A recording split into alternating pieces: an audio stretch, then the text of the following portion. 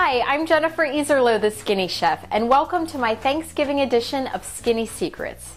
In today's video, I'm going to show you how to season up your Thanksgiving bird the healthy way. So let's get started with this beautiful 10-pound turkey that I've already butterflied. Now, if you want to learn how to butterfly the turkey, you can visit my other videos to find out more. So to start our seasoning, we're going to begin with 3 really healthy, naturally fat-free ingredients.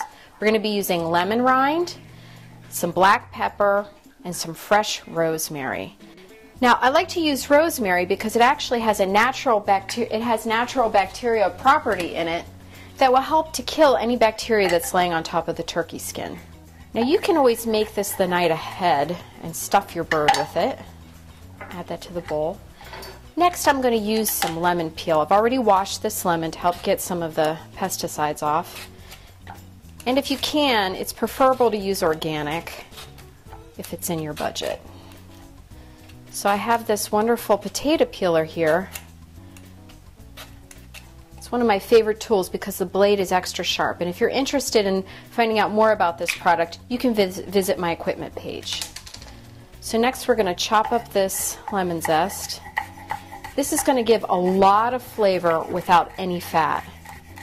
And if you were here in the kitchen with me right now, you would smell how incredible this is. It gives a fresh scent to the entire kitchen. I'm going to add that to the bowl with our... And next I'm going to put some freshly cracked black pepper.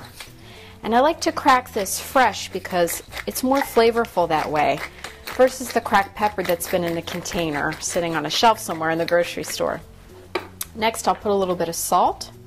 Salt, just like the rosemary, helps to sanitize the bird, kill some of the bacteria. Next, I'll put some olive oil. Now, I like to use olive oil when possible instead of butter because it's high in mono and polyunsaturated fats, which don't harm your health. And butter happens to be really high in saturated fat, which we know isn't good for your cholesterol. So now our seasoning is ready to go, and we're going to actually place this between the flesh, the meat part, and the skin, because it's going to season underneath the skin while it bakes. And also, we all know that the skin of the bird is where a lot of the fat is, so we're going to peel that off before we serve it, but this is still going to flavor the meat inside. So let me show you how to do this. So you just lift up the skin with your finger, and you just start to separate it from the breast. Now, if you want, you can always do this with a spoon. I like to use my fingers. I just find it's a lot easier. And then we'll just spoon some of the seasoning right inside. Put a little more on the other side. There's a lot of different seasonings you can use for this bird. If you like garlic, you could even put a little Parmesan in here. Thyme is great. Because the seasoning's on the inside, it's not going to burn. So the last step before putting the bird in the oven is we're going to season the outside of it. Now I just use a little bit of extra virgin olive oil, and I rub this over the skin. And then I just sprinkle a little bit of salt over the top. Now we've already preheated the oven to 400 degrees, and I like to start the turkey on high heat first to make sure that the outside browns really nicely so it looks beautiful. And then we're going to turn the heat down to about 350 degrees to let it cook all the way through. But turning the heat down will ensure that the turkey is nice and moist because a high heat tends to dry it out. As the turkey cooks, you want to place a little bit of water around the turkey so that any fat that might come down off the top of the bird doesn't burn.